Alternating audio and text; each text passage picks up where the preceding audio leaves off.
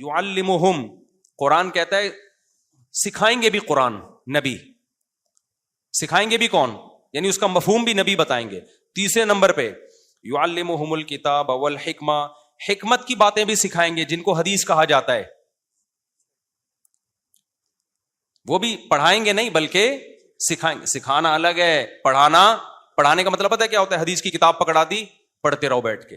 سکھانا یہ نہیں ہوتا. سکھانا ہوتا ہے پریکٹیکل لائف میں اس کو لانا.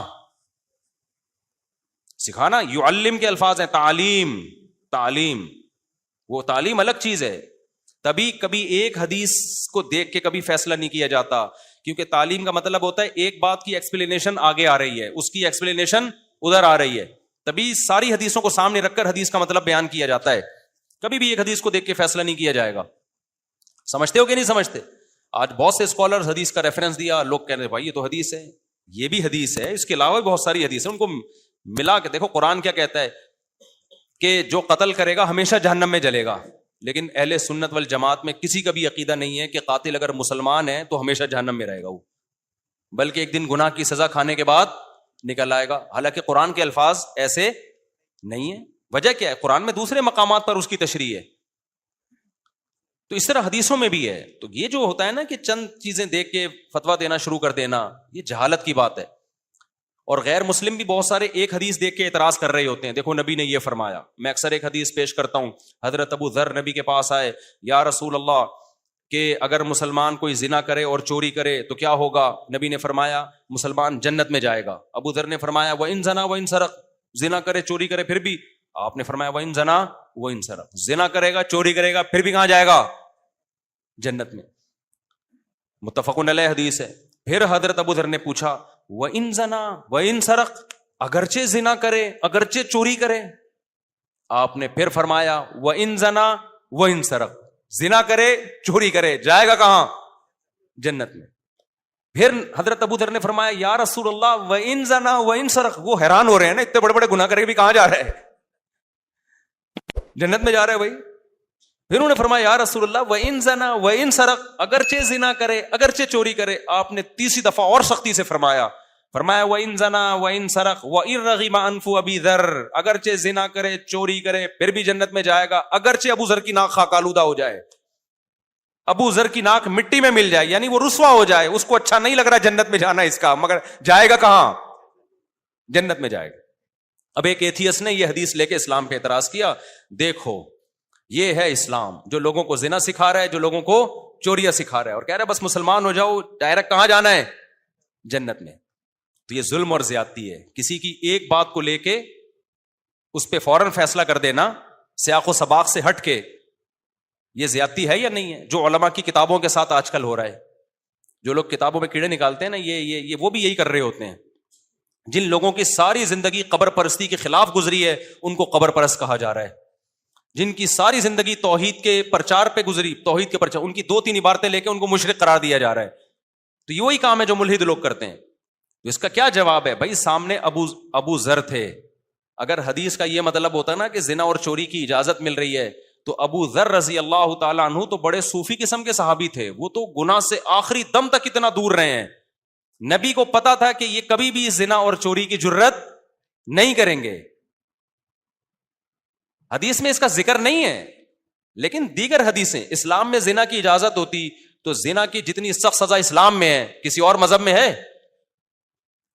شادی شدہ زنا کرے رجم کرنے کا حکم، پتھروں سے مار کے ہلاک کر دو. کمارا زنا کرے چوک پہ کھڑا کر کے سورہ نور میں کیا ہے؟ کوڑے مارو، 100 کوڑے اس کے.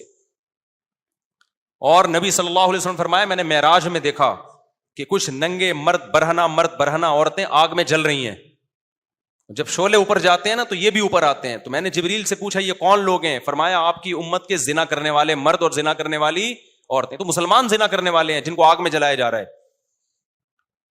وَمَن يَفْعَلْ ذَلِكَ يَلْقَ أَثَامًا، قرآن کہتا ہے جو زنا کرے گا اور چوری کرے گا، جو زنا کرے گا اپنے جرم کی سزا، بہت بڑے جرم کی سزا ملے گی اس کو قیامت کے دن.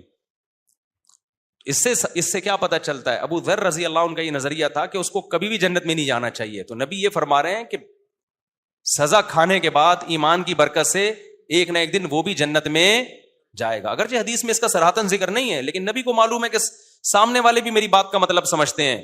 تبھی تو اس بات کے بعد حضرت ابوذر نے پھر بھی کبھی نہ زنا کیا نہ چوری کی.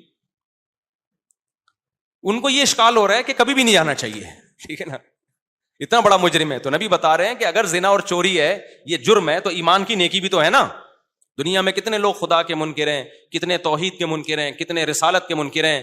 تو ایمان والا اگر برائیاں لے کے جا رہا ہے تو کلمہ بھی تو لے کے جا رہا ہے نا. یہ کلمہ کوئی ہلکی چیز ہے؟ یہ کمال کی بات ہے کہ چوری کو تو وزن دیں ہم, اور کلمے کی نیکی کو نیکی کا وزن نہ دیں. اس کا مطلب چوری کا وزن کلمے کی نیکی سے بھی زیادہ ہے, تو یہ تو کلمے کی ویلیو گر رہی ہے.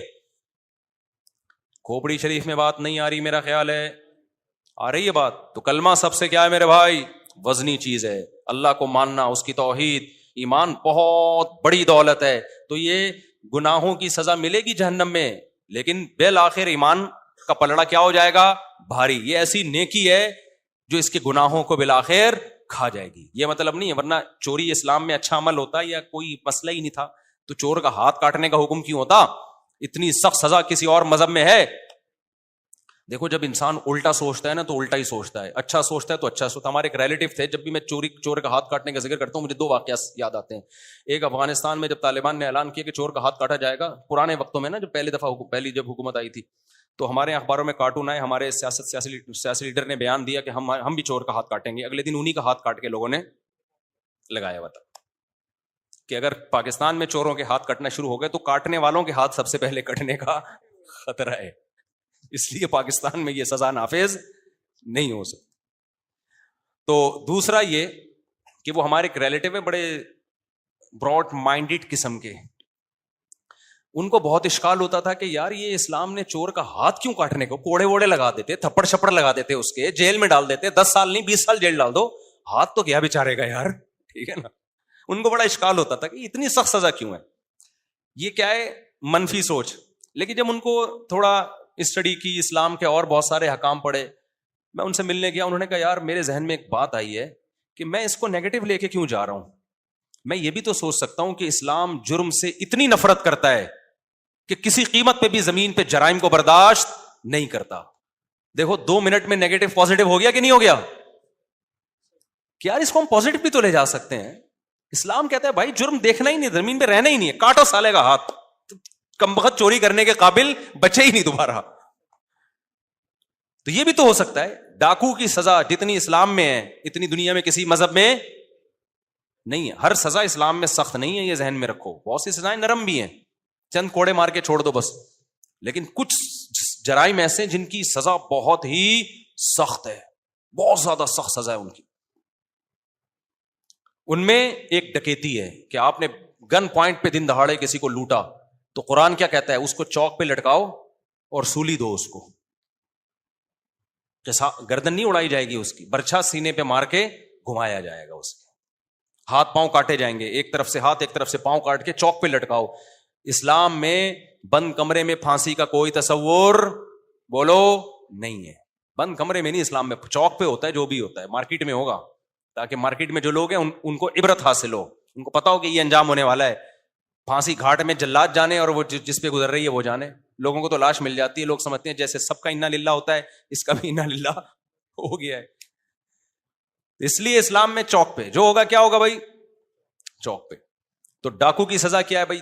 ایک ہاتھ بایاں پاؤں کاٹ کے چوک پہ لٹکا دو. افغانستان میں ہوتا ہے, اب بھی ہوتا ہے, ڈاکو جو ہو نا وہ لٹکا دیتے ہیں اس کو. تو کیوں اتنی سخت سزا رکھی ہے؟ اس لیے کہ ڈکیتی کوئی ہلکی چیز تھوڑی ہے بھائی. سویڈن سے شادی شدہ جوڑا آیا تھا یہاں پہ, جوان لڑکا, اپنی وائف, ینگ وائف تھی, بالکل نئی نئی شادی تھی, ایک چھوٹا سا بچہ تھا ان کا, پاکستانی تھے. یو پی پہ ڈاکو نے عورت کے سامنے شوہر کو گولی مار دی.